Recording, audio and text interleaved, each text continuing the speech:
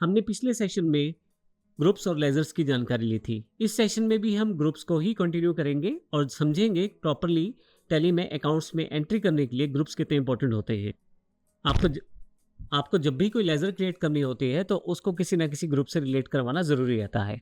Tally prime ने काफ़ी सारे ग्रुप्स पहले से बने बनाए आपको दे दिए हैं, जिसमें प्राइमरी और सब ग्रुप के बांटे हुए काफ़ी सारे ग्रुप्स हैं, जैसे कि प्राइमरी ग्रुप में branch division, capital account, current assets, current liabilities, direct expenses, direct income इत्यादि। इस तरह से सब ग्रुप्स जो कि असल में प्राइमरी ग्रुप का ही पार्ट है वो भी आपके पास पहले से अवेलेबल हैं, जैसे बैंक अकाउंट्स, बैंक ओडी यानी कि overdraft accounts, cash in hand इत्यादि। अब हम प्रैक्टिकल रूप में देखेंगे, इनको हर एक ग्रुप की जानकारी लेते हैं ताकि जब हम अपनी लेजर को प्लेस करने लगे तो हम प्रॉपर ग्रुप के साथ ही रिलेट कर पाएँ और हमारे अकाउंट्स प्रॉपरली वर्कआउट कर सकें। मेरे पास पहले से टैली प्राइम का इंटरफेस ओपन है और यहाँ से मैं अपनी सिलेक्टेड कंपनी के अंतर्गत गेटवे ऑफ टैली में हूँ। आप मास्टर्स पे जाएं और क्रिएट पे क्लिक करें तो आपके पास यहाँ पे लिस्ट ऑफ मास्टर्स अवेलेबल हो जाएगा। यहाँ अकाउंटिंग मास्टर्स में आपके पास लेजर्स हैं। यहाँ मैं आपको एग्जांपल दिखा के समझाने वाला हूँ कि किस तरह से आप कौन से ग्रुप में किस लेजर को प्लेस कर सकते हैं, ताकि आपको ये आसान रहे समझना कि कौन से लेजर को किस ग्रुप से रिलेट करना है। तो यहाँ पे यदि मैं किसी भी लेजर का नाम लिखूँ, जैसे एग्जांपल मैं यहाँ पे राम कैपिटल ही टाइप कर देता हूँ,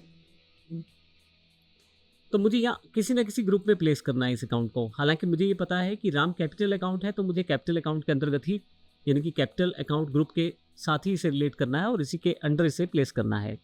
लेकिन इसके अलावा भी यहाँ पे काफ़ी सारे लिस्ट ऑफ ग्रुप्स हैं, तो हम बारी बारी से सबको समझ लेते हैं। सबसे पहले हम बैंक अकाउंट्स की बात करते हैं।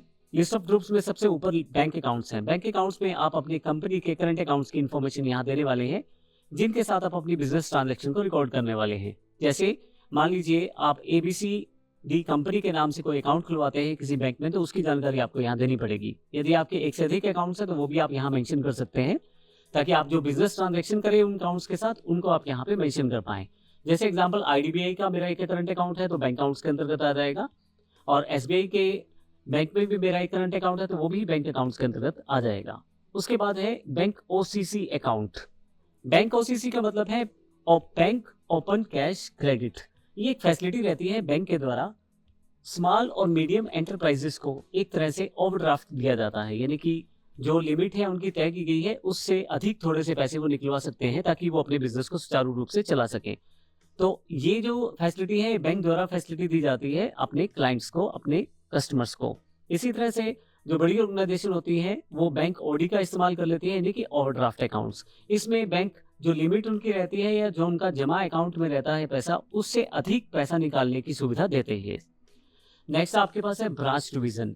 जो ब्रांच डिवीजन है उसका अर्थ ये हुआ आपके पास कि अगर आपकी कंपनी कोई ऐसा बिजनेस करती है जिसमें काफ़ी सारी ब्रांचेस या काफ़ी सारी डिविजन्स हैं, उनको आप यहाँ पे क्रिएट कर सकते हैं। जैसे एग्जांपल ABC कंपनी अगर फार्मास्यूटिकल में काम करती है या कंप्यूटर इंडस्ट्री में काम करती है तो अलग अलग जगह उनके हार्डवेयर के स्टोर हैं, तो हर एक हार्डवेयर स्टोर को एज अ ब्रांच यहाँ पे रिकॉर्ड कर सकते हैं। तो इसका मतलब ये हुआ टैली प्राइम में हम ना केवल अपनी गोडाउन या अपनी ब्रांच की ट्रांजैक्शन रिकॉर्ड कर सकते हैं, बल्कि अपनी बिजनेस की बाकी ब्रांचेस की ट्रांजैक्शन भी यहाँ पे रिकॉर्ड कर सकते हैं। नेक्स्ट कैपिटल अकाउंट है। जो आपका बिजनेस ओनर है उनके अकाउंट्स यहाँ पे क्रिएट किए जाएंगे। जैसे मेरे पास एग्जांपल में राम कैपिटल है, उसका अकाउंट मैंने यहाँ पे क्रिएट किया है। कैश इन हैंड, आपके पास डिफॉल्ट लेजर जो कैश वाली अगर आप प्रयोग करना चाहते हैं तो आप उसको कैश इन हैंड के साथ ग्रुप में रिलेट कर सकते हैं। एक कैश लेजर पहले से ही आपको टैली के द्वारा प्रोवाइड करवाया जाता है। इसी तरह से एक प्रॉफिट एंड लॉस लेजर भी पहले से प्रोवाइड करवाया जाता है, लेकिन अभी कैश इन हैंड ग्रुप की बात कर रहे हैं तो इसलिए मैं आपको बता रहा हूँ। एक पहले से ही लेजर क्रिएटेड रहता है आपकी टैली में कैश के नाम से, जिसमें आप कैश से रिलेटेड एंट्रीज कर सकते हैं। हालांकि आप कैश इन हैंड ग्रुप के अंतर्गत आप जितने चाहें उतने कैश अकाउंट्स को प्रोसेस कर सकते हैं, उतने कैश अकाउंट आप लेजर क्रिएट कर सकते हैं। जैसे अगर आप छोटे मोटे खर्चों के लिए अलग से कोई कैश अकाउंट रखते हैं तो पैटी कैश के रूप में एग्जाम्पल ग्रुप में बना सकते हैं। नेक्स्ट हमारे पास है करंट एसेट्स। वे सभी एसेट्स जो अगले 1 साल के अंतर्गत बेची जा सकती हैं या उनका प्रयोग किया जा सकता है बिजनेस ट्रांजैक्शंस में या बिजनेस प्रोसेस में, तो उनको हम करंट एसेट्स कहते हैं। करंट एसेट्स में मुख्यतः 6 सब ग्रुप पहले से शामिल रहते हैं, जैसे स्टॉक इन हैंड, डिपॉजिट्स जो कि एसेट्स के डिपॉजिट रहते हैं जिनको मैं अभी जानकारी आगे आने वाले सेशन में दूंगा, लोन्स एंड एडवांसेस जो कि एसेट्स से रिलेटेड हो, cash in hand, bank accounts और सन्ड्री डेटर्स। ध्यान रखिएगा ये जो 6 सब ग्रुप्स रहते हैं ये करंट एसेट्स के अंतर्गत आते हैं और हमेशा ये इंपॉर्टेंट रहता है कि जब भी कोई लेजर क्रिएट की जाए तो उसे प्रॉपर ग्रुप में प्लेस किया जाए और अगर पहले से उसका सब ग्रुप है तो ट्राई करें पहले उसे सब ग्रुप में प्लेस करें ताकि आपके अकाउंट्स की इन्फॉर्मेशन समराइज होकर आपको मिल जाए। जैसे एग्जांपल सन्ड्री डेटर्स जो कि करंट एसेट्स का ही एक पार्ट है, लेकिन आप किसी सन्ड्री डेटर्स की एंट्री करते वक्त उसे सन्ड्री डेटर के अंतर्गत उस लेजर को प्लेस करेंगे, ना कि करंट एसेट्स के अंतर्गत। नेक्स्ट जो हमारे पास ग्रुप है वो है करंट लाइबिलिटीज के रूप में। करंट लाइबिलिटीज भी हमें विद इन अ ईयर, अगले एक साल के अंतर्गत हमें इन्हें सेटल करना रहता है। करंट लाइबिलिटीज में आपके पास 3 तरह के सब ग्रुप पहले से शामिल हैं, जैसे ड्यूटीज एंड टैक्सेस जो हम लोग टैक्स देना चाहते हैं जैसे जीएसटी, प्रोविजंस अगर आप कोई प्रोविजन बिजनेस के लिए करते हैं तो आप यहाँ प्लेस करते हैं, और सन्ड्री क्रेडिटर्स। सन्ड्री क्रेडिटर्स भी हमारे पास करंट लाइबिलिटीज के अंतर्गत प्लेस होते हैं। तो इसका मतलब ये हुआ कि ये 3 सब ग्रुप के अंतर्गत आप एंट्री कर सकते हैं। अगर कोई लेजर आप क्रिएट करना चाहते हैं और वो हमारा सन्ड्री क्रेडिटर्स के अंतर्गत आता है तो आप सन्ड्री क्रेडिटर्स के अंतर्गत उसे बनाएं, ना कि करंट लाइबिलिटीज के अंतर्गत। तो आप इस तरह से उसे प्लेस करें सब ग्रुप के अंतर्गत। उसके पश्चात हमारे पास डिपॉजिट एसेट्स हैं। हमें बिजनेस करते समय कई बार सपोज करें हमें कोई रेंटल बिल्डिंग लिया है, हमने उसके लिए कुछ डिपॉजिट किया है, कोई टेलीफोन कनेक्शन लिया है उसके लिए कुछ एडवांस डिपॉजिट किया हुआ है, कोई इलेक्ट्रिक मीटर आपने लगवाया है उसके लिए कुछ इलेक्ट्रिसिटी डिपार्टमेंट को डिपॉजिट किया है। इस तरह के डिपॉजिट हमारी डिपॉजिट एसेट्स के अंतर्गत आते हैं और ये सारे के सारे हमारे पास यहाँ अवेलेबल रहते हैं।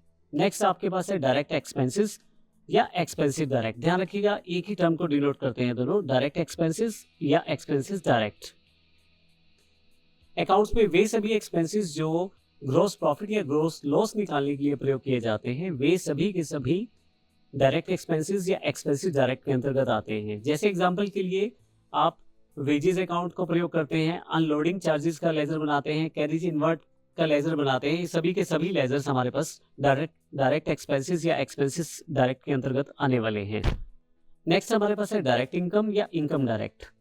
डायरेक्ट इनकम या इनकम डायरेक्ट वे सभी इनकम जो हमारे ग्रॉस प्रॉफिट या ग्रॉस लॉस को निर्धारित करते हैं वे सभी डायरेक्ट इनकम या इनकम डायरेक्ट में आते हैं। यानी कि अगर हम बात करें तो ट्रेडिंग के अकाउंट के अंतर्गत आने वाली इनकम्स को हम लोग यहाँ पे रिप्रेजेंट करते हैं डायरेक्ट इनकम या इनकम डायरेक्ट के साथ। जैसे अगर आप सेल का कोई स्क्रैप आप बेचते हैं या आप सेल में प्रयोग किए जाने वाले गनी बैग्स जो बच जाते हैं उनको बेचते हैं तो वो एक तरह से आपकी डायरेक्ट इनकम कहलाती है। उनके लिए आप लेजर्स यहाँ पे क्रिएट कर सकते हैं। अगला जो ग्रुप हमारे पास है ड्यूटीज और टैक्सेस के रूप में।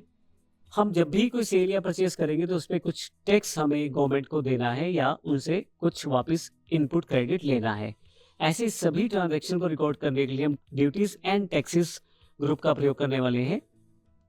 इसमें वे सभी टैक्सेस की इंफॉर्मेशन आ जाती है जो हम अपनी सेल परचेज में प्रयोग करते हैं। जैसे अगर आप कोई पेट्रोलियम प्रोडक्ट बेच रहे हैं तो जैसे वैट का प्रयोग हो सकता है वहाँ पे, या जैसे जीएसटी के जितने भी टैक्सेस हैं वे सभी के सभी इस ग्रुप के अंतर्गत शामिल किए जाएंगे, जिनको हम आने वाले एग्जाम्पल में देखेंगे भी। ड्यूटीज टैक्सेस जो ग्रुप रहता है इसके जो बैलेंसेस दिखाई देते हैं वो हमें बैलेंस शीट में दिखाई देते हैं।